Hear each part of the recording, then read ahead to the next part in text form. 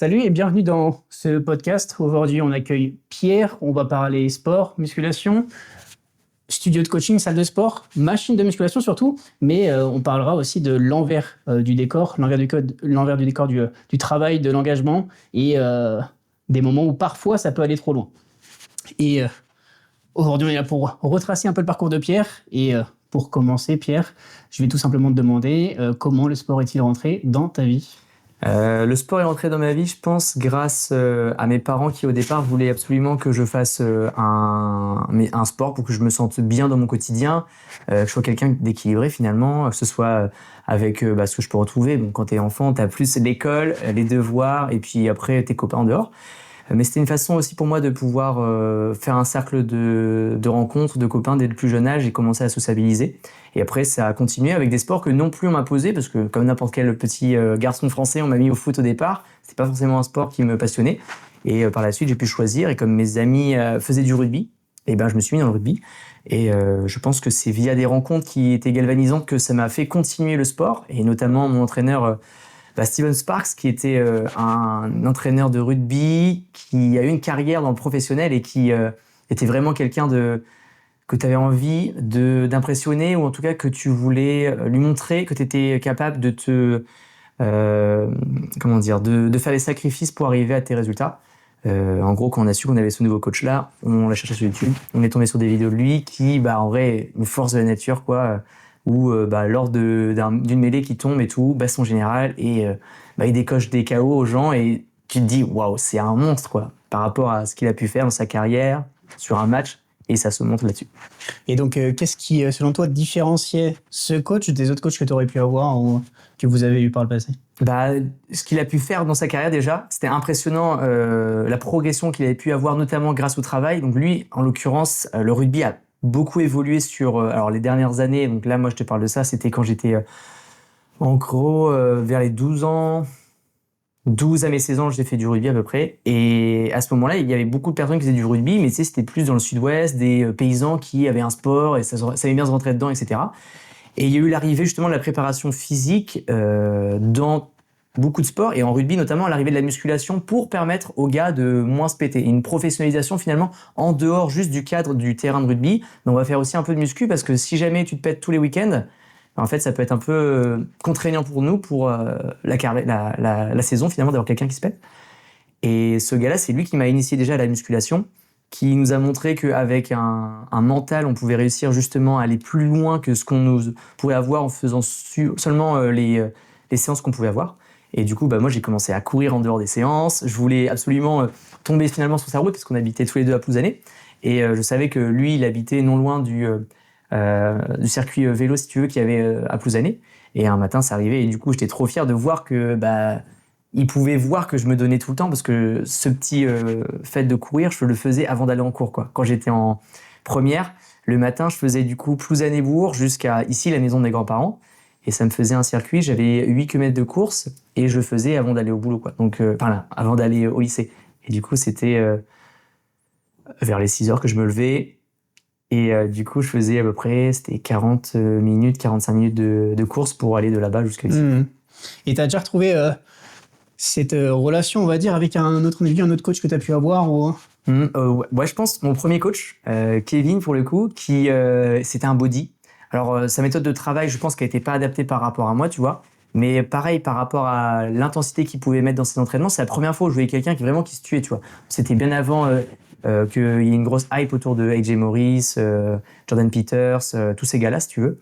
Et quand je voyais ces séances, les charges qu'il mettait, tout ça, je me disais waouh, mais c'est un truc de fou. Et d'un point de vue connaissance, c'était peut-être pas le gars qui m'a le plus apporté, si tu veux, mais d'un point de vue galvanisant, le fait de vouloir vraiment chercher à prouver qu'on est capable de faire des choses. Et tu sais, t'as quelqu'un en face de toi qui, tu sais, les Anglais aiment bien dire lead by example, tu vois, montrer qu'on est capable de faire, et justement, ça donne envie aux autres de le faire, quoi. Et je pense que moi, je suis peut-être sensible à ça, au fait de vouloir prouver. On va dire que je suis un prouveur, mais pas du tout. Mais le fait de pouvoir prouver que je suis capable de faire des choses qui sont plus difficiles, ou en tout cas que la moyenne des gens ne feraient pas finalement.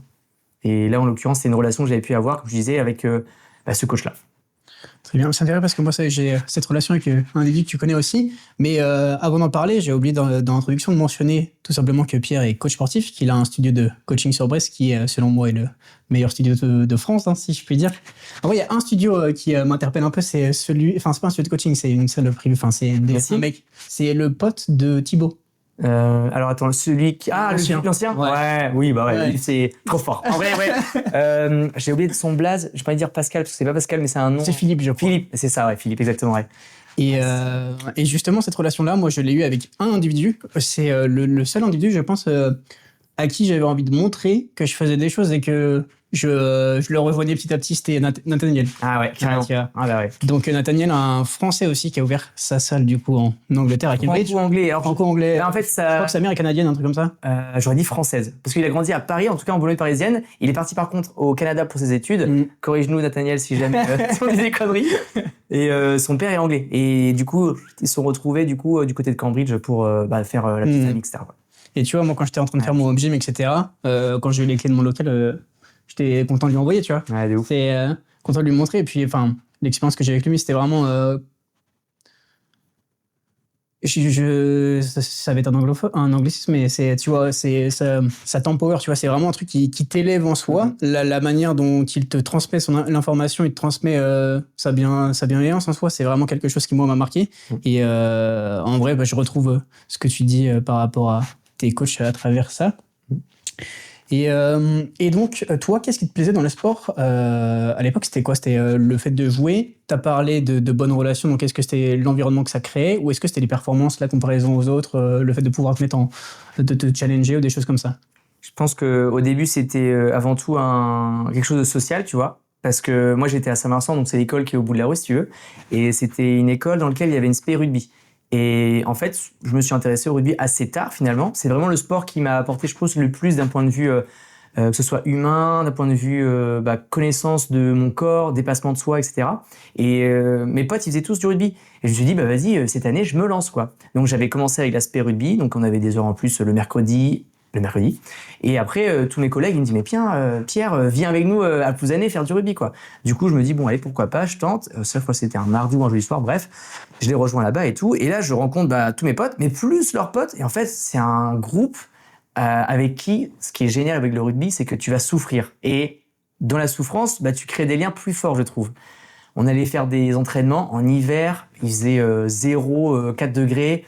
Il pleuvait, c'était l'enfer sur terre. Je me dis, mais pourquoi je suis là? J'ai froid aux doigts, j'arrive pas à sentir mes oreilles. Je prends des cartons en plus, tu prends des plaquages, tu tombes dans la boue, c'est dégueulasse. Et en fait, t'as une bonne ambiance, c'est familial. Tous les parents, ils se créent des liens, etc. Donc la première partie, je pense, c'était sociale via le rugby. Après, en grandissant un petit peu plus, je commence à m'intéresser un peu plus à la muscu, et je pense que là où on peut commencer à arriver à des stats où c'est les comparaisons. Et tu sais, entre jeunes, on compare un peu la taille de notre bite et c'est le développé couché, tu vois. Et tu te mets à faire des barres et tu vois comment tes potes sont et tout. Et on n'a pas trop d'entraînement. Il y en a un qui fait un peu des pompes chez lui, son père installe une barre de traction et tout.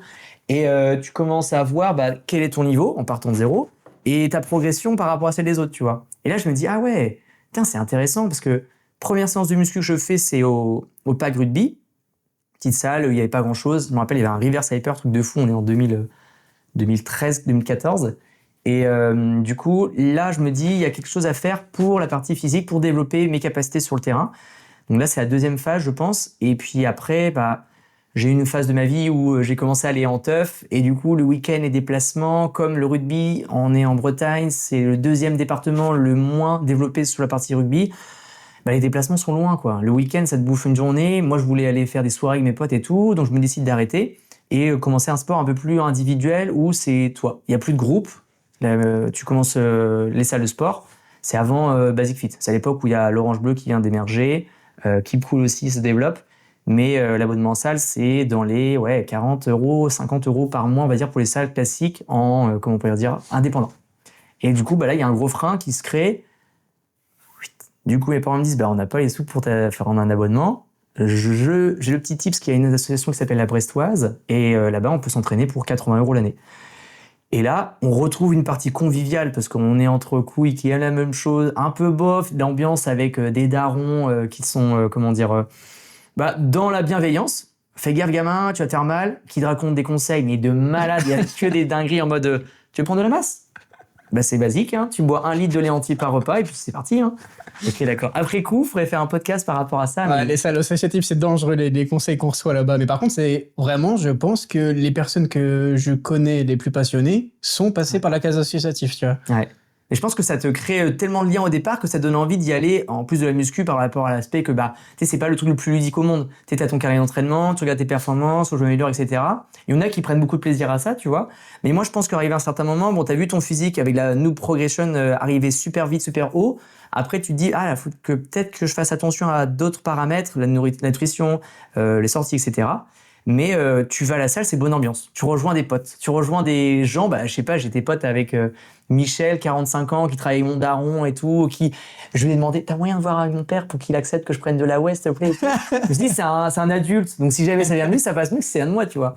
Du coup, des trucs comme ça, quoi. Mais d'ailleurs, par rapport à ça, j'ai une question, parce que moi, je suis retourné dans la première salle où je suis allé récemment, et genre, j'avais pas du tout ressenti ce que je ressentais à l'époque, tu vois. Ah ouais? Genre, là, tu vois, pour les fêtes, etc., je suis retourné dans ma ville d'enfance et il fallait que je m'inscrive dans une salle aux alentours. Je me suis dit, est-ce que c'est pas, moi, c'est 110 € l'année, 110 €, c'est pas énorme, tu vois. Genre, en plus, c'est l'année, donc à chaque fois que tu retournes chez tes parents, tu peux aller faire une séance ou des trucs comme ça. Et en fait, j'y suis allé pour prendre les dossiers d'inscription, etc. Et genre, j'ai pas ressenti ce que j'avais ressenti à l'époque parce que c'est plus la trajectoire dans laquelle j'étais et à quel point localement ça permettait de répondre à mes besoins ponctuels, c'était cool, tu vois. Mais là, le fait de retourner dans ce qui t'a auparavant propulsé, c'était pas la même chose, tu vois. J'ai pas ressenti cette envie du coup de me réinscrire. Genre, c'était bien, tu vois. Je suis reconnaissant de ça et je trouve que c'est bien, tu vois. Ouais. Mais peut-être que t'as goûté à d'autres choses depuis et aussi à ton regard envers le monde. J'ai goûté à un home gym, tu vois. Oui, c'est vrai. Mais t'as été faire la salle de Nathaniel. J'ai pas ça. Tu sais que j'ai pas fait tant de salles que ça. Hein. Ouais. J'ai dû en faire, je pense, une dizaine, je pense. Ouais.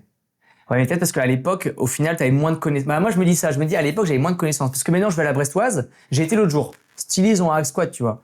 Mais j'ai fait le tour des machines. Tu sais, t'as beaucoup de machines avec des poids en plastique. Pour moi, c'est un red flag. Qu'est-ce qu'il y avait d'autre? Beaucoup de machines où je me dis, j'ai pas envie de me mettre dessus. Après, quand t'as un home gym, comme t'as pu l'avoir, avec des machines que t'as pu choisir par toi-même, tu sais, c'est différent. C'est vrai. Et surtout que je viens de réaliser en fait que je me demandais pourquoi je ne m'entraînais plus là-bas. Mais j'ai oublié que c'est parce que j'étais tombé malade et en fait je pouvais plus faire de musculation pendant 1 an. En fait, genre je m'entraînais et ça marchait très très bien et j'aimais vraiment beaucoup ça. Et je me demandais même si à l'époque j'allais pas devenir coach à cause de ça parce que vraiment je prenais du plaisir, etc. Et puis forcément à l'époque j'avais 16-17 ans. Et puis en vrai la raison pour laquelle j'ai adhéré à la musculation c'est comme beaucoup de personnes quand elles commencent c'est au niveau des performances moi ça marchait plutôt bien tu vois genre moi je m'étais un peu instantanément axé vers l'aspect force j'aimais beaucoup les lifts de bench etc tu vois la barre des 100 kg à l'époque c'était mythique maintenant ça vaut plus rien à 100 kg mais maintenant 100 kg c'est 200 kg tu vois de ouf ça visait ça en vrai et c'est passé très très vite et j'aimais bien et puis je me sentais bien puis moi c'était je sais pas en fait il y a des gens qui sont plus ou moins à l'aise avec le fait de faire des mouvements de musculation tu vois et moi j'aimais bien ça sauf que du coup je suis très vite tombé malade et pendant 8 mois j'étais cloué dans mon lit en fait et j'ai jamais repris le sport après. C'est que vraiment j'ai fait du sport de mes 15 à 17-18. J'ai eu un blackout complet et j'ai repris le sport que à mes je sais pas, je dirais 23 ou 24 ans je pense. Putain, c'est fou en vrai ça. Parce que j'ai envie de te poser des questions, mais du coup, je pense qu'on va passer trop de temps là-dessus. Du coup, je me dis. Ça sera pour un prochain épisode à la montagne dans un autre pays. Ouais, de ouf. Ça serait stylé. Le 4 encore meilleur.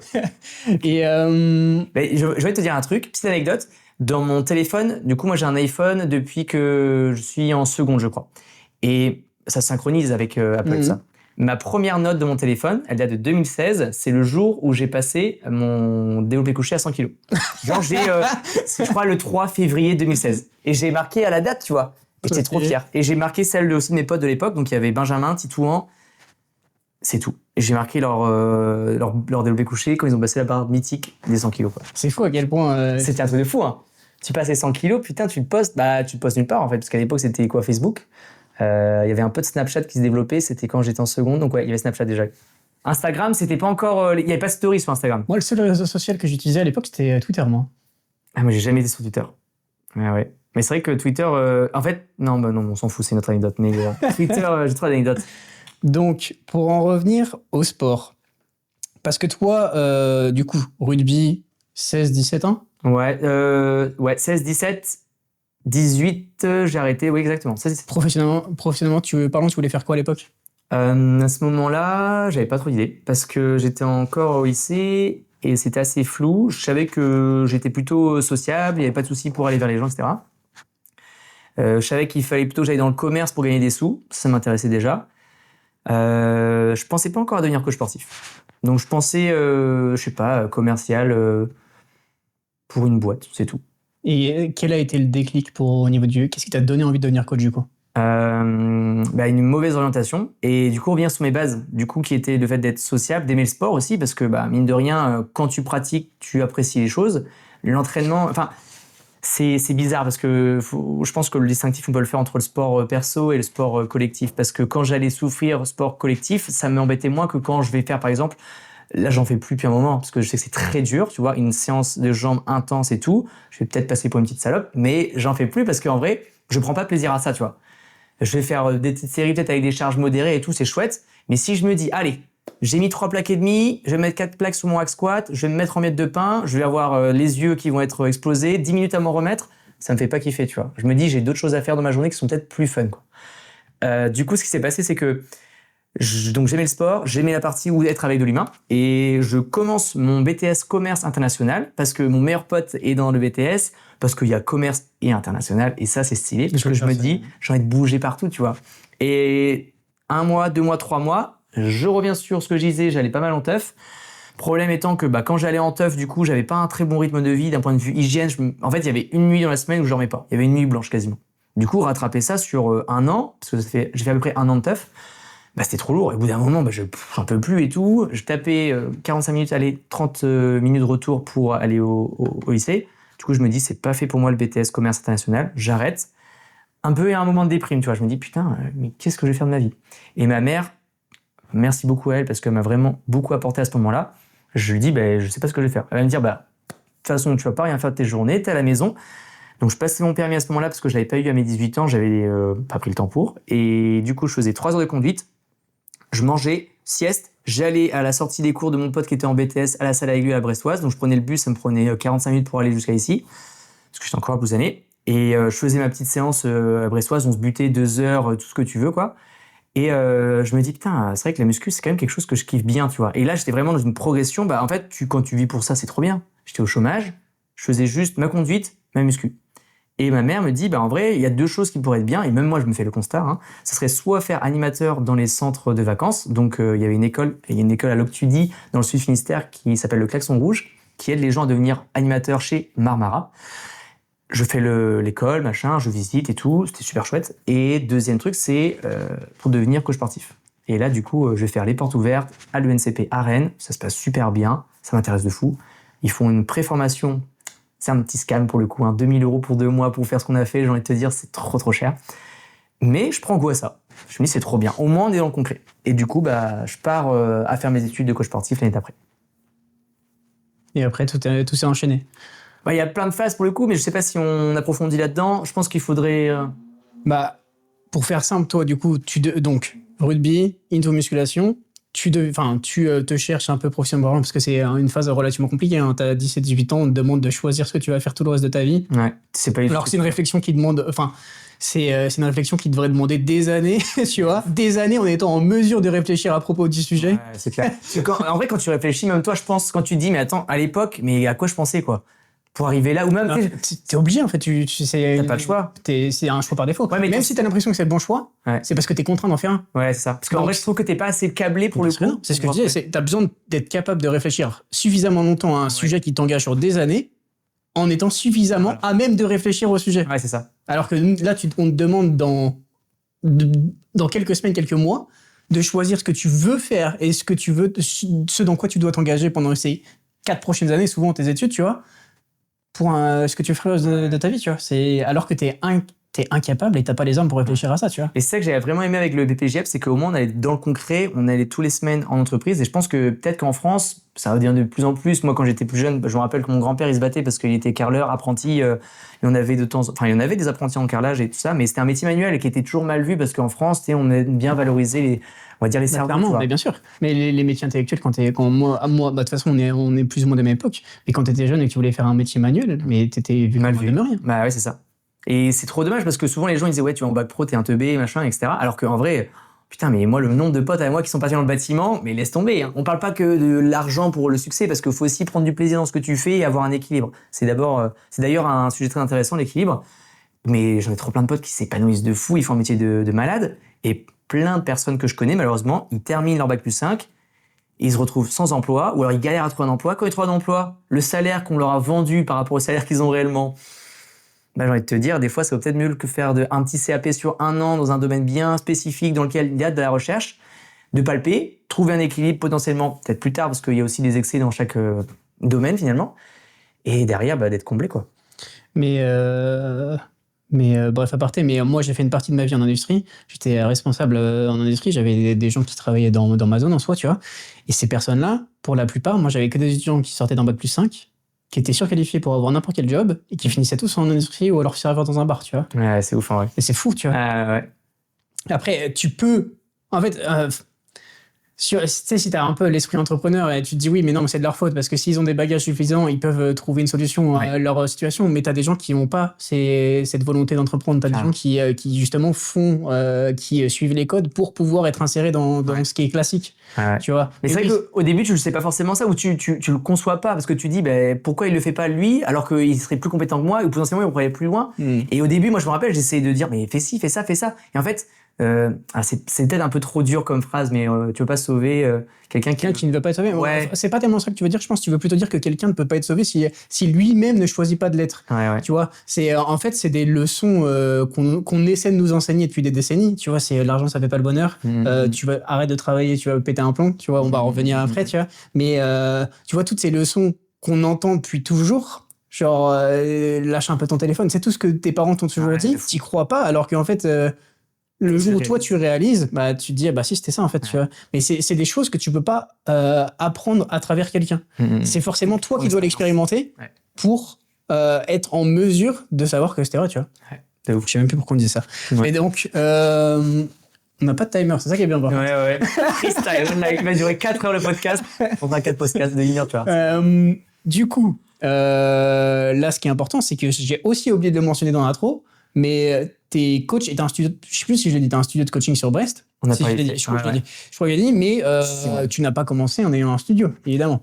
Non, c'est vrai qu'il y a eu différentes étapes. Une fois que je suis devenu coach sportif, mon BPGEPS est fait, je fais un apprentissage, coup de bol, c'est la première année où on peut faire des apprentissages en Bretagne. Le NCP, du coup, je sais pas comment ils se débrouillent, mais ils arrivent à faire des apprentissages, chose qui était impossible dans le temps parce que c'est stage normalement. Ouais. Ben ouais, ils ont jamais eu d'apprenti. Pourquoi ils vont payer un mec alors qu'il peut l'avoir gratuitement? Bon, après coup, quand je me revois tous les coups de pression que j'ai pu bouffer par les responsables multiples clubs, j'en pense à une, d'ailleurs, qui s'est fait virer après, et je comprends pourquoi, elle était vraiment toxique, à me dire, mais Pierre, mais il va falloir que tu te ressaisisses, là. L'éco-collectif, Valentin, alors c'est un autre gars pour le coup, ça fait longtemps qu'il en donne, hein. Et toi, il va falloir que tu t'y mettes, hein. On ne paye pas rien faire. Et là, quand j'ai su les aides qu'ils avaient, sachant que moi, j'avais moins de 20 ans, j'étais payé au lance-pierre. Ils gagnaient plus d'argent en me prenant un apprentissage que si jamais ils prenaient un stagiaire. Ils étaient remplis d'argent parce qu'ils avaient pris un apprenti. À l'époque, il y avait plein d'aides. Là, je sais pas comment ça se passe. Bref.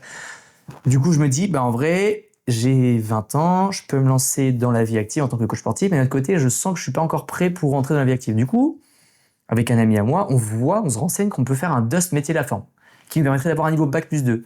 BPGEPS, c'était niveau bac. Du coup, je me dis, en 1 an, je gratte 2 ans. Let's go! Du coup, on arrive à trouver un apprentissage dans une Orange Bleu également. Et là, trop bien, ça nous permet d'avoir justement notre formation qui est sûre d'être, payée et de pouvoir intégrer le DUST. Parce que c'était la condition pour intégrer le DUST en 2e année, c'est d'avoir un apprentissage. Donc, trop bien, on y va. Et derrière, ça nous permet d'avoir, comment on pourrait dire ça, la 2e année qui est faite. Une fois que ça c'est fait, moi j'étais en mode One Life, la belle vie. Je vais partir avec mes amis en Nouvelle-Zélande pour pouvoir découvrir un peu le monde, quoi. Sur le plan, c'est trop stylé, on va pouvoir rencontrer du monde, voyager, voir des choses, etc. Dans les faits, ça se passe pas bien du tout, dans le sens où je pars d'une situation qui était stable, où j'avais un emploi, où j'avais justement de l'argent qui rentrait tous les mois. J'arrive dans un pays avec mes potes, et en fait, au lieu de chercher à trouver du travail et découvrir le pays, on passe notre temps à faire la fête, en fait. Et au bout de 2 mois, je décide de rentrer en France. Le Covid arrive, j'avais passé un entretien chez Keep Cool pour travailler en tant que coach basique, que j'avais pu faire pendant 2 ans d'apprentissage dans un Orange Bleu. Donc, t'es là, on te le vend, le métier de coach sportif, en mode tu vas voir, ça va être trop bien, tu vas te donner des cours, tu vas donner des conseils, etc. Dans les faits, ce que j'ai vécu comme expérience, c'était tu donnes des cours collectifs jusqu'à ce que tu n'aies plus d'énergie. Tu vas faire les correctifs potentiellement sur le plateau muscu quand tu auras du temps, mais d'abord, il faut que tu fasses les programmes aux gens non personnalisés, parce que tu ne vas pas lui vendre un programme personnalisé alors qu'en soi, la personne, elle paye 30 € par mois une salle, quoi. Il y a le ménage aussi à faire. Et une fois que tu as un peu de temps pour te reposer, faut que tu te reposes, mais que tu apprennes les chorégraphies aussi pour le mois qui suit. Donc vraiment, j'étais même pas payé j'étais payé au SMIC, si, mais d'apprenti, quoi. Donc j'étais vraiment à trop rien, quoi. Je passe mon diplôme, je passe mon entretien chez Keep Cool. Ça se passe bien. Je suis parti pour travailler là-bas. Je fais ma semaine d'essai normalement la semaine d'après. Mais le Covid arrive et confinement. Du coup, arrive une phase où je me lance à faire des cours collectifs sur Facebook. Il y a beaucoup de personnes qui faisaient des lives sur Facebook. Et coup de bol pour moi avec le nombre d'amis que j'ai sur Facebook à l'époque, parce que du coup, grâce au sport notamment, j'ai fait quand même pas mal de groupes d'amis, que ce soit les groupes de rugby, le groupe de l'athlétisme quand j'étais plus jeune, celui aussi de la musculation, mais aussi mes amis d'enfance, du collège, du lycée, et puis de là où je viens, quoi.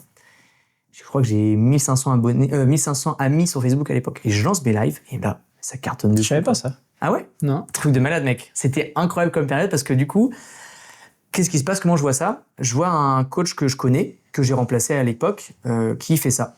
Et je me dis, c'est trop bien ce qu'il fait, mais je vais faire mieux et je vais faire 2 fois par jour. Du coup, je faisais un cours le matin, un cours le soir. Ça me prenait 45 minutes. Je faisais des cours en faux, cardio, HIIT, body combat, body attack, tout ce que tu veux. Et j'avais une belle audience. J'avais entre 40 et je suis monté une fois à 600 personnes en live, en instantané, qui regardaient mon cours. Pour l'époque, c'est exceptionnel, tu vois. Ouais, c'était vraiment un truc de fou, hein. Moi, je me connectais et allez, on est parti. Après, j'avais fait un planning, je postais sur Facebook, les gens venaient, ils me posaient des questions. Et je vois un autre couple, parce qu'en vrai, il y avait beaucoup de coachs qui faisaient ça. Et je vois un couple qui poste une cagnotte sur Facebook, tu vois, en mode, si jamais vous aimez nos cours, n'hésitez pas à nous soutenir. Je me dis, bon, en vrai, je suis au chômage. C'était totalement gratuit. Au début, c'était totalement gratuit. Et je me dis, en vrai, une cagnotte, tu sais, je force pas les gens. C'est pas en mode, tu prends un abonnement pour avoir accès à mes cours. Une cagnotte. Elle a cartonné. J'étais choqué. Plein de gens que je connaissais de droite à gauche, des gens inconnus, tout ça. Et ma cagnotte, en vrai, j'ai fait une belle somme avec ça. Et ça m'a permis justement de pouvoir me faire un peu de rond, parce que je commençais. Loulou, le chat qui est dans la maison, a envie de gratter un peu de fame, je pense aussi, à vous dans le podcast. Donc c'est l'occasion de vous présenter mon petit chat. Et je pense qu'elle vient aussi parce qu'on n'arrête pas de lui dire que c'est un beau chat. Et du coup, à cause de ça, je pense qu'elle a pris le boulard. Normalement, elle devrait juste se poser le temps d'eux. Je pense que c'est un peu compliqué de faire genre elle est pas là. Mais on va faire genre elle est pas là. Ouais. Et du coup, ce qui se passe, c'est que ma cagnotte fonctionne de fou. Le confinement arrive sur la fin. Je commence à une formation. Je sais pas si tu connais Stan Leloup, Marketing Mania. Super ambiance. Le gars, il fait des vidéos sur YouTube. C'est hyper intéressant ce qu'il partage comme contenu, etc. Et en fait, si tu veux, je pense qu'on est attiré par des infopreneurs qui peuvent, on va dire, nous ressembler, tu vois. C'est pas un mec bling bling. Il parle normalement. C'est un peu un geek, tu veux. Il raconte son parcours et tout. Et les conseils qu'il donne, c'est hyper intéressant. Et ils vendent des formations. Je dis que j'achetais pas souvent de formation, hein. Première formation, j'ai acheté. Je crois que c'était 1500 € à l'époque. Et en fait, je commence à suivre ses conseils et j'applique.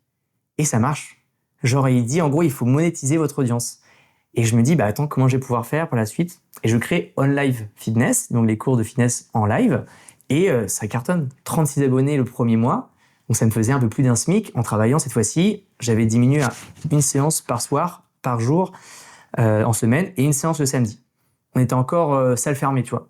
Du coup, le samedi, je dis, venez, on se rencontre dans la vraie vie. Donc on commence à faire des cours au parc de l'Arcantel, les gens que je rencontre, et là, mais trop bien, petite communauté, mais super soudée. On a fait tous les cours de Pierre pendant 2 mois pendant le confinement. Maintenant, on se rencontre en vrai. Ah, c'est toi Stéphanie, ah, c'est toi Nico, enchanté, machin et tout. Et ça marche plutôt bien. Au bout d'un mois, les salles réouvrent. Et là, du coup, je commence à perdre des abonnés progressivement. Mais j'ai continué pendant 1 an et demi après. Et à la fin, j'étais à 10 abonnés. C'était 30 € par mois pour ce format-là.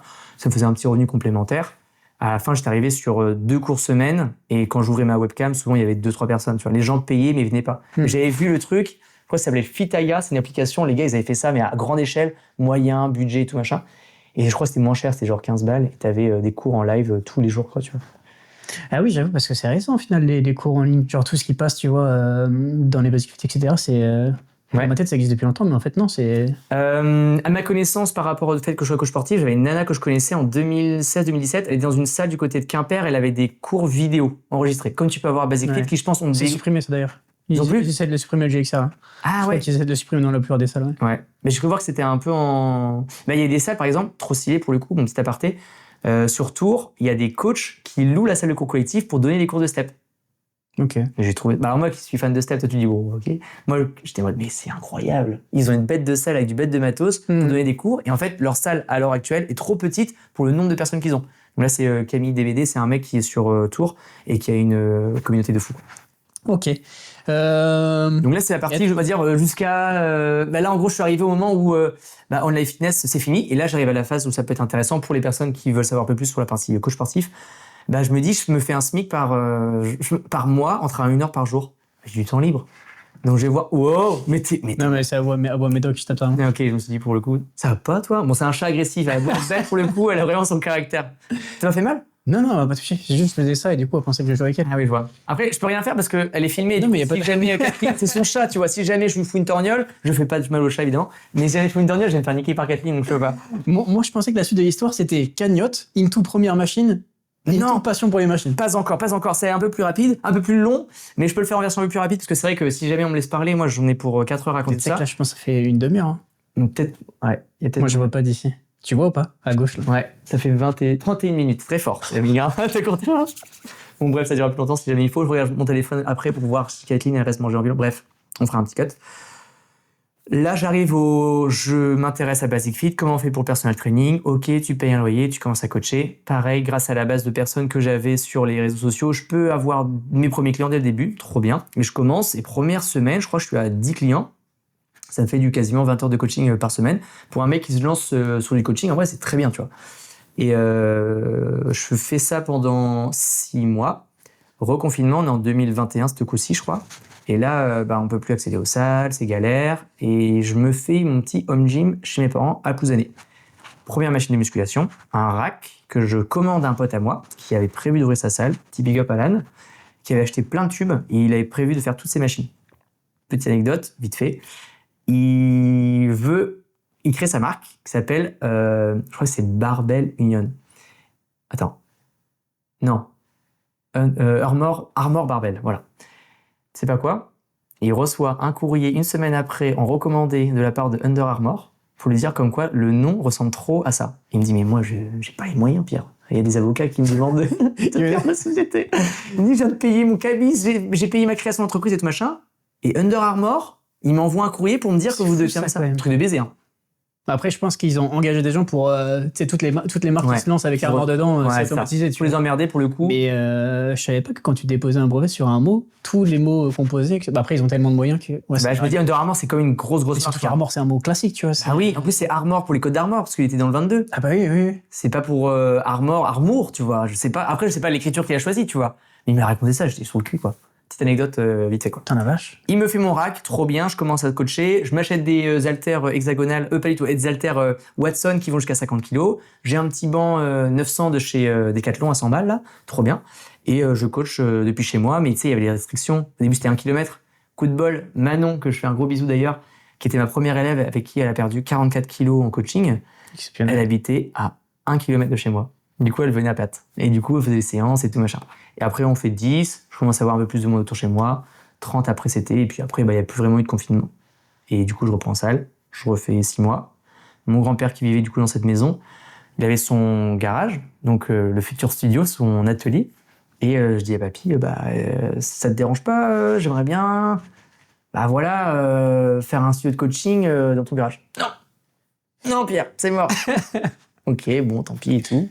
Bon, j'ai réfléchi, mon grand-père. Bon, j'ai réfléchi, finalement, je suis d'accord. Ah, trop bien et tout. Et en fait, si tu veux, à l'époque, j'y connais rien en marque de machines, mais je sais juste qu'il y a des machines innovantes. On est à l'époque où c'est la hype du belt squat. Du coup, je me dis, putain, j'ai trop envie d'avoir un belt squat, quoi. Donc, je regarde un petit peu, et t'as la Maison de la Masse, donc Aurélien Sioux, je crois que c'est quelque chose comme ça, qui parle de gym équipe. Je vais sur le site, et il y a aussi Arthur Scarvo, donc AK Bodybuilding, qui me dit, ouais, il y a une marque, niveau rapport qualité-prix, c'est vraiment intéressant, quoi. Donc, je vais sur le site, je regarde les prix, je fais, oh!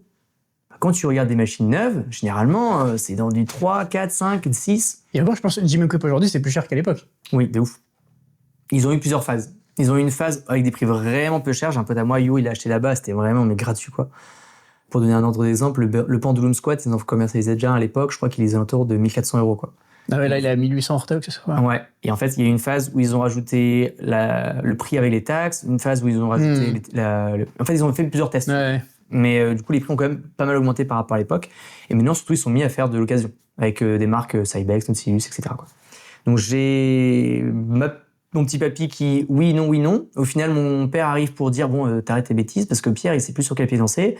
Tu lui as dit oui pour le projet, tu lui aurais dit non après. Lui, il a commandé des machines, ça se fait pas trop. Donc à l'époque, je commande belt squat, pendulum squat, press à cuisse combiné axe squat, une poulie sur le mur, une machine à élévation latérale et une autre machine à hip thrust. Voilà, j'ai 6 machines, c'est parfait pour attaquer sur le coaching. Je monte sur Paris avec un pote, on loue un camion, on se ruine pour acheter 2 machines, Life Fitness Pro 2 adducteur, abducteur, et une machine à fessier, kickback, Life Fitness Pro 1.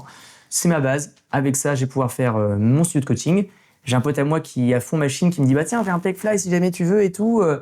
Je te le vends le prix que je l'ai acheté. C'est juste que j'ai plus les moyens. Donc j'ai un Pegfly qui au final n'aura jamais été utilisé au studio parce qu'il prenait trop de place. C'est lequel ? C'était un Gerva Sport. Ok. Jaune que j'avais pour le coup avec une particularité, c'est que tu pouvais le support qui était au niveau de la poitrine ou du dos suivant quand tu te plaçais. Quand tu étais en rear delt, tu pouvais l'avancer et du coup ça t'obligeait à te. Mais moi j'avais le même, mais c'est bien aussi parce que ça te permet d'ouvrir l'escape. Mais c'était un vrai peg deck ou c'était un butterfly aussi ? Non, c'était le combiné Pegfly rear delt. Ouais, non, mais ce que je veux dire, c'est que c'était un peg deck où t'as le point d'application sur la main. Ouais. Ou ça se Non, là. Toi, ouais, c'était en. Ouais, non, parce qu'il était pas articulé. Toi, Oui. Techniquement, tu pouvais, t'as des tout petits bras. Mais je Ouais. pense qu'on avait le même, du coup. Ouais, je pense aussi. Il y a moyen. Parce que le pad, le dossier, il était en plusieurs blocs. Ouais, c'est ça. Ouais, c'est ça, En ouais. 3 blocs, et t'avais le bloc du milieu qui était. Et ouais, bougeable. Ouais, carrément. Ben ouais, bah du coup. Moi, je l'ai acheté à un mec qui savait même pas qu'on pouvait bouger Oui, ces trucs, tu vois. Ah oui, ok. Ouais, bah après, des fois, c'est là où t'as les plus belles machines J'ai qui pas trop s'opèrent. envie d'en parler, tu vois. C'est sensible. Putain, on tergiverse. Donc, on n'a même pas dit pourquoi t'as arrêté Basic Fit. Ah bah si, Basic Fit t'as arrêté à cause du confinement. En partie, j'ai repris et en fait, j'ai eu mon projet. Comme mon grand-père m'a dit oui, j'ai commandé des machines. J'ai prévenu. Ok, Ouais. ok. T'as repris et en parallèle, t'étais en train de travailler ton grand-père encore. C'est ça. Et en gros, décembre 2021, c'est ça, décembre 2021, du coup, bah, je quitte Basic Fit pour faire et m'installer à 100% là-bas. Donc, je perds le confort qu'on pouvait avoir à Basic Fit. Il y avait 2 points qui étaient sympas. C'était le fait d'avoir du chauffage en hiver. Et l'autre point, c'était le fait que mes élèves pouvaient venir avant faire leur échauffement sur le cardio. Parce que du coup, là, ça a été vraiment grande. Et là, j'arrive dans le garage de mon grand-père. Gros avantage, bah, je suis avec mes grands-parents tout le temps. Donc, le midi, je vais manger avec eux, etc. Et ça nous a permis de resserrer d'autant plus les liens. Mais bon, après, avec mes grands-parents, j'ai une relation hyper fusionnelle. J'ai passé toute ma jeunesse avec eux à manger le midi. Donc, c'était parfait, quoi. Et là commence le coaching dans mon studio. Mes élèves qui étaient habitués à Basic Fit et tout, qui viennent là, moi, je commence ma petite passion de machine de musculation. Je dis, t'as vu là, pour le belt squat, normalement, t'auras pas mal au dos par rapport à quand tu fais du squat à la barre, parce que si, ça. Je commence à vendre les mérites, etc. Je me rends compte des premières contraintes. Mais le pendulum squat, tout le monde le vantait, c'est un truc de fou et tout machin, mais en coaching, c'est infaisable, c'est impossible à progresser. Moi, je suis qu'avec des débutants. Parce que t'avais pas le contrepoids, toi, à l'époque. Non, j'ai pris la version sans le contrepoids. Et pour avoir eu une version avec contrepoids, même avec contrepoids, suivant les profils que tu peux avoir, moi j'avais la copie du Paramount. Putain, je devais mettre 40 kilos sur le contrepoids pour que mes élèves débutants commencent avec arriver à faire le mouvement, quoi. Donc je commence à me dire ouais, il y a des trucs peut-être à changer, tu vois. Et première machine pro que j'achète, moi je dis ok, j'avoue que pendant le confinement, il y a une petite machine Hammer combinée incline chest press pull down qui est partie. Ouais, oui. J'avoue. Tu sais qu'il y a beaucoup de personnes, je pense, ça a été la machine de beaucoup à l'époque, de beaucoup de premières machines pro d'home gym, je pense. Ouais, carrément. En termes de, tu veux dire, genre copie, on va dire, que tu peux retrouver? Pas forcément en termes de copie, genre les personnes qui investissaient dans leur home gym, je pense que beaucoup cherchaient cette machine. Le combiné? Ouais, bah ouais, carrément. Parce que c'est trop bien, t'as un mouvement de développé, on va dire, t'as la stabilité que tu peux retrouver sur une machine sur un développé, plus un pull down, donc t'as un gros mouvement pour la pousser et pour le tirer. Et même récemment, j'en vois pas mal sur le Bon Coin justement qui revendent ça, qui ont utilisé, je pense, en termes de home gym. Ok. Et donc, mais en fait, à partir de quand tu considères que tu étais vraiment passionné de machine? Parce que jusque-là, c'était pas vraiment de la passion, c'était plus tu créais ton home gym pour travailler, etc. Tandis qu'aujourd'hui, je l'ai pas introduit non plus, mais tu fais de l'achat-revente de machines et tu es un grand passionné de machines et tu as une collection que je pense très peu de personnes sont capables de chier, tu vois. Je pense que la passion, elle est venue avec la première machine américaine. Genre, c'est ma Cybex Chest Press Flat Advance, là. Mais ça, oui, c'est vrai, oui, c'était mon préféré, oui. Ah ouais, moi, c'était je Putain, mais c'est un truc de fou.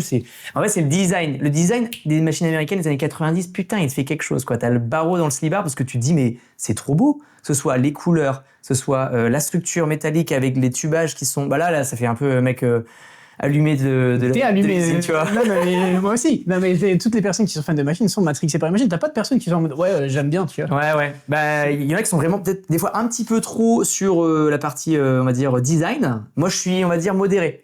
Des fois, il y a des machines, par exemple, là, le Axwell Rebook, il a une gueule, j'ai l'impression d'être dans un cercueil quand je le fais, tu vois. Mais mec, il est tellement bien, fonctionnel, on va dire, il a tout ce qu'on lui demande, quoi. Donc, t'as des personnes qui sont plus ou moins attachées. Moi, je pense que je suis dans la tranche modérée. C'est-à-dire que des fois, tu vois, il y a des personnes qui vont me dire, mec, t'as vu celui-là, comment il est trop. Mais moi, je suis en mode. Moi, je suis totalement détaché du design des machines. Bah, déjà, totalement détaché de leur marque.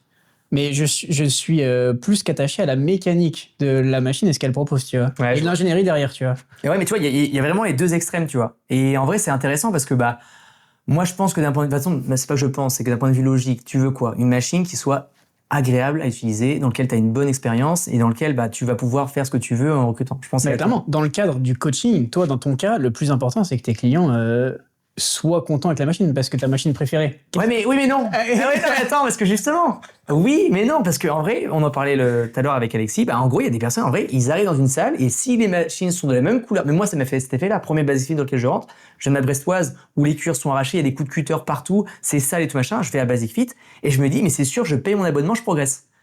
Tout était rangé, c'était carré. Ah ouais? Mais j'étais choqué. Mais moi, franchement, j'ai eu qu'une expérience, c'était la brestoise. Et comme toi, je sais pas comment c'était ton association, mais tu sais, les salles associatives, t'as pas de thème, t'as pas de, il y a pas de code couleur. Non, il y a rien du tout. Ouais. Donc toi, t'étais attaché au code couleur, justement. Alors, j'étais pas attaché au code couleur, mais je suis attaché au fait que bah tout était rangé, propre et organisé. Et surtout, je passe de, allez, il y a peut-être 10-12 machines à la brestoise, tu sais, t'as un parc machine dans le gros Basic Fit de Saint-Grégoire à Rennes là. Bah moi, j'étais choqué, j'étais en mode putain, il y a de quoi faire quoi. Il y a des machines en doublon, ça va être sympa. Tu sais que là, il était totalement refait à neuf là.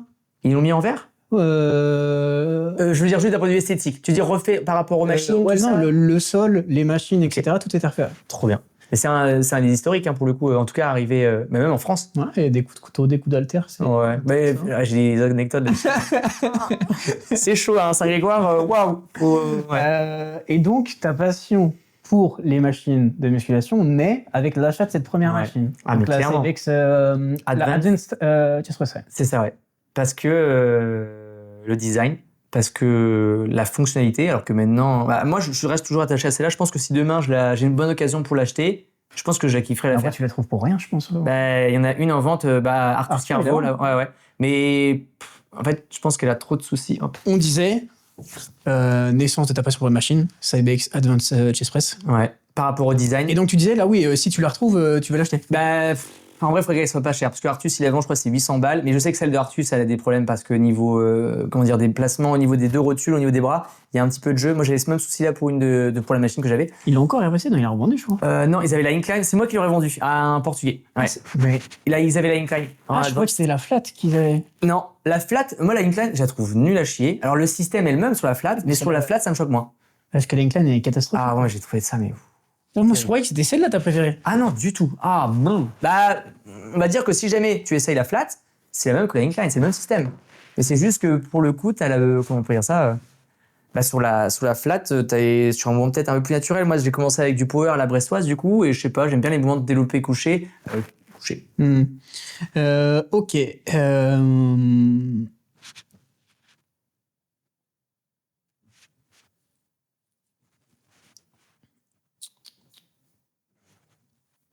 Et donc aujourd'hui, pour toi, cette salle, c'est quoi? C'est une vitrine, un refuge? Parce que là, du coup, on n'est plus sur une salle de collectionneur. Là, on n'est plus uniquement sur le fait de permettre à des gens de s'entraîner chez toi. Ouais. Bah, je pense que c'est... À un moment, tu flexes un petit peu, tu vois. Dans le sens où tu te dis, bah, en vrai, cette machine-là, je sais que je suis le seul à avoir en France.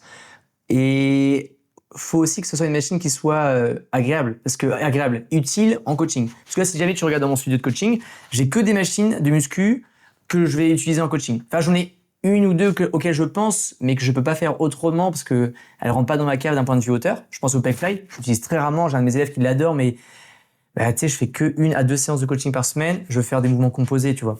Donc cette salle-là, c'est dans un premier temps, une collection où je peux flex, mais les machines de musculation, c'est aussi celles qui sont utiles parce que tu vois, si c'est une machine juste pour dire, j'ai, je sais pas moi, un Axwat Cybex, mais pourquoi je garderais mon Axwat Cybex alors je le fais pas? Autant le vendre, je me fais 10 000 balles, let's go.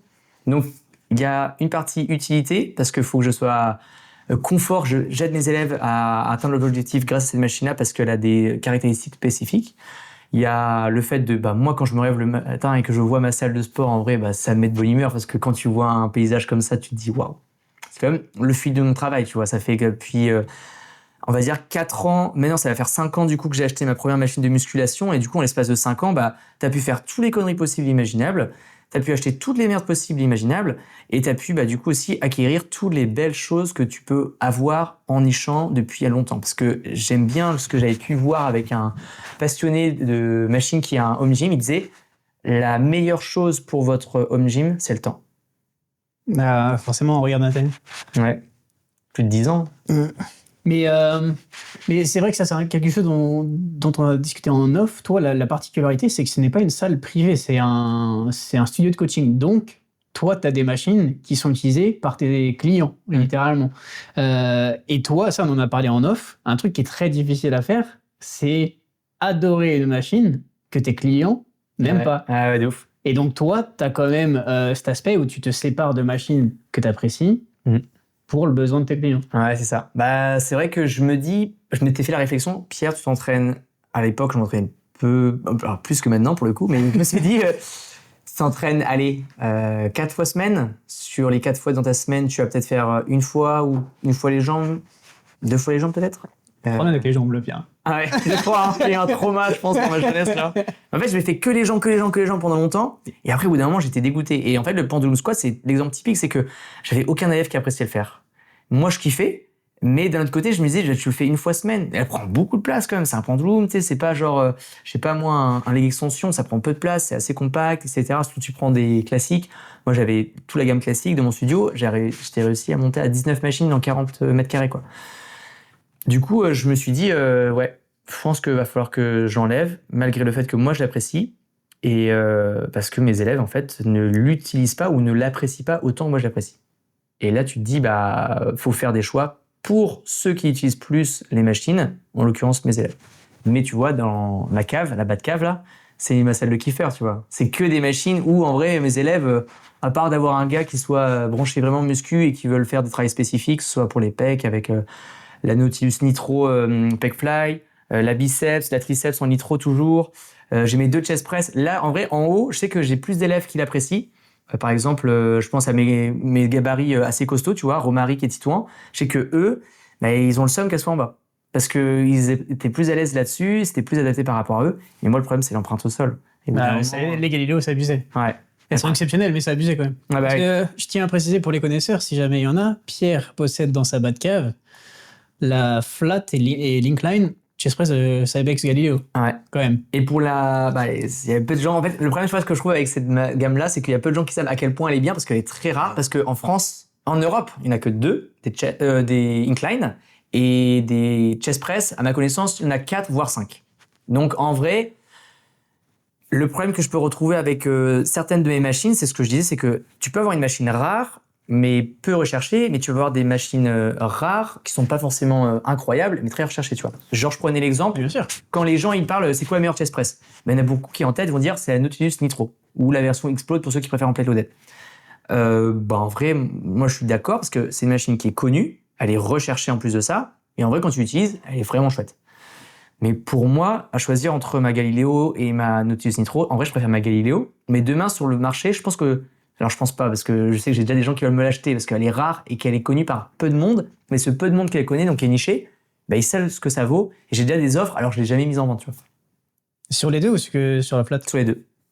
Je sais que j'ai un Anglais, en plus, lui, il a de la thune, il m'a dit, je te le prends. Et j'ai pas dit de prix, tu vois. Du coup, je me suis dit, ok, j'ai une assurance vie quand même, tu vois. Et c'est que plus ça va aller, plus ce sera cher. Ouais. Parce que dans la vie des machines de musculation, je pense que le problème qu'on peut avoir au fur et à mesure du temps qui va arriver, c'est que y a des modèles qui sont rares parce qu'ils sont vieux, et plus ça avance, plus les machines, qu'est-ce qu'elles en deviennent? Si jamais elles sont maltraitées, il y a un moment où tu maltraites une machine, parce que je te dis, l'entretien sur de la muscu par rapport à du cardio, c'est chouette. T'as un câble à changer, des cures à refaire, ça va. Mais il y en a certaines, t'es tellement, le système peut être flingué, tu vois. Je pense à, ça m'est arrivé d'avoir des machines où je me dis, putain, mais, faut que je sois soudeur, quoi. Faut que je sois soudeur ou faut que je sois forgeron et tout, quoi. Quand tu te lances dans toi, un studio de coaching ou alors une salle privée ou alors ton home gym, si tu bricoles pas, il dure pas longtemps. Ou alors il faut que tu aies des moyens, tu vois. Ouais, voilà. Je suis d'accord avec toi. Et en fait, je pense qu'il y a trop de gens qui surestiment à quel point c'est facile d'entretenir une machine de musculation. J'en parlais avec un pote à moi, parti pour une salle de sport. Je lui dis, prends-moi un pack de machines au-dessus du Nitro, mec. Ça va être 100 fois mieux. Pourquoi tu vas prendre du Matrix? En plus du Matrix G5, c'est la gamme cancer de chez Matrix. Tu vois, moi, dans la vie, je me dis, Q3, Q5, Q7, chez Audi, plus t'avances, plus ça coûte cher, mieux c'est. Chez Matrix, va comprendre pourquoi. Tous les basic fits sont en G3. Tu te dis, G5, ça va être mieux. La gamme G5, catastrophe. Gamme G7, c'est juste pour avoir le nombre de répétitions et le temps de travail, tu vois. Bon. Mais après, c'est, en vrai, c'est étudié. C'est étudié, tu vois. Genre, les mecs de chez Basic Fit, toute la partie stratégie marketing, je pense que c'est étudié. Genre, nous, en tant que passionnés ou en tant que personnes qui sont plus ou moins étudiées autour d'entraînement, etc., ou même en tant qu'utilisateur, t'as pas besoin d'être éduqué pour savoir que la machine, c'est bizarre, certaines choses, tu vois. Je pense qu'ils s'en foutent parce que c'est pas leur cible, tu vois. Ouais. C'est pas eux qui payent les abonnements qui viennent pas, tu vois. C'est trop parce que, ils viennent trop souvent. Oui, non, mais les gens qui se plaignent, c'est les gens qui payent et qui viennent. Ouais. Mais la stratégie marketing des grandes salles de sport, c'est faire attirer suffisamment de personnes pour que les 80% ne viennent pas, tu vois. Ouais, c'est clair. C'est le business model, hein. Donc, je pense que c'est étudié. Donc, nous, en tant qu'utilisateurs ou en tant que passionnés, c'est aberrant. Mais en fait, je pense que, de toute façon, ils savent ce qu'ils font. Mais après, tu sais que, petite anecdote, hein, on est mal lotis parce qu'il y a des Basic Fit équipés en Cybex. Hein. Je pense au Basic Fit de Lille, il est full Cybex. Lequel? Basic Fit de Lille. Parce que j'y suis allé. Il y en a plusieurs pour le coup. Je t'envoie le truc si tu veux pour le coup. Il y a un Basic Fit avec le Hack Squat Cybex, la Leg Press Cybex, la gamme Cybex. Alors, je sais plus si c'est pas la dernière, c'est pas la NX, c'est pas la Eagle NX, c'est une autre gamme. J'ai pété mon crâne. Mais tu sais que ça, j'ai jamais compris comment fonctionnaient les contrats d'exclusivité dans certaines salles de sport. Tu vois, par exemple, Technogym, je crois que si tu payes la franchise, tu peux équiper ta salle. Technogym Fitness Park, je crois que si tu payes ta franchise, mais tu peux aussi équiper ta salle de machines que tu souhaites mettre. Ah oui, mais toi, tu connais peut-être avec l'Orange Bleu, peut-être chez moi. La Fougère. Ouais, eux, ils t'ont acheté des machines, mais je crois que l'Orange Bleu, ils ont. Non, moi, je leur ai acheté des machines. C'est pas eux qui. Ah non, oui, non, ils vendaient du Life Fitness. Oui, bref, ils vendaient du Life Fitness. Alors qu'eux, ils ont un contrat d'exclusivité avec. De base, en fait, ils ont racheté le fonds de commerce parce que c'est pas eux qui ont lancé, parce que le gars, je le connais depuis un petit moment, c'est pas eux qui ont lancé le Orange Bleu de Fougères, ils l'ont racheté à une nana, et en fait, à l'époque, il y avait du Star Trek, du Life Fitness dedans. Je débarque, je fais what the fuck. C'est vrai que c'est bizarre parce que les fitness parks, tu vois, la plupart ils sont équipés en Technogym et c'est d'office les fitness parks sont en Technogym, mais t'as jamais le fitness park qui est équipé de la même manière. Tu vois, par exemple, t'en as qui sont en Gymneco, t'en as conduit Cybex, t'en as conduit plein de trucs. Enfin, t'en as conduit aussi, mais en fait, comment c'est régi légalement en fait. Et parce que là, c'est d'un point de vue franchise. Ouais, c'est ça, c'est les franchises. Je pense que les franchises font ce qu'ils veulent, ouais. Ouais. En fait, oui. Pour avoir eu l'occasion de parler avec des amis à moi qui étaient pas, mon pote qui est parti pour ouvrir sa salle Orange Bleu là, en fait, lui il me disait, j'ai des choix avec différents constructeurs. Ils ont leur centrale d'achat à l'Orange Bleu. Et en fait, toi, t'as les packs. Donc, t'as le pack bas de gamme. Alors, à l'époque, c'était l'Exco que tu prenais. Ouais, il y avait un moment où il y a des Panata, par exemple, l'Orange Bleu de Saint-Renan, elle est équipée en Panata. Il y a eu après du Matrix. Et c'est à peu près tout. Et après, maintenant, ils sont partis sur du Bodytone, c'est l'espagnol, j'aime pas du tout. Et pour faire un petit aparté, tu sais que les Basic Fit, donc là, c'est différent. Les Basic Fit, c'est un fonds d'investissement avec du coup des actionnaires, c'est coté en bourse, etc. Les Basic Fit, en France, principalement Matrix. Matrix, c'est basé à Taïwan, et tu sais que les Taïwanais, ils n'arrivaient pas à suivre la cadence pour pouvoir équiper autant de Basic Fit. Il y a tellement de Basic Fit, ouais. C'est un truc de malade. Moi, quand j'ai commencé la musculation, la plus grosse franchise, c'était l'Orange Bleu. Il y avait 360 clubs. Objectif 410. Covid est passé par là. Ils ont perdu des clubs, ils n'ont pas gagné. Et Basic Fit, eux, ils ont fait en l'espace de 4 ans ce que l'Orange Bleu a fait en 20 ans. C'est-à-dire qu'ils ont fait 300 clubs en 4 ans, pendant que l'Orange Bleu, ça leur a pris 20 ans. Tu te dis, mais c'est un truc de malade. Tu sais que cette période d'ascension-là, moi, je vivais dans le Nord à cette époque-là. Il y avait des oranges bleues partout, et chaque semaine, tu avais un panneau fermeture. Ouais. En Bretagne, je crois que c'est la zone la moins développée chez Basic Fit. Enfin, c'est pas je crois, c'est je suis sûr. Ok, ouais. C'est surtout la partie Côte d'Armor, etc.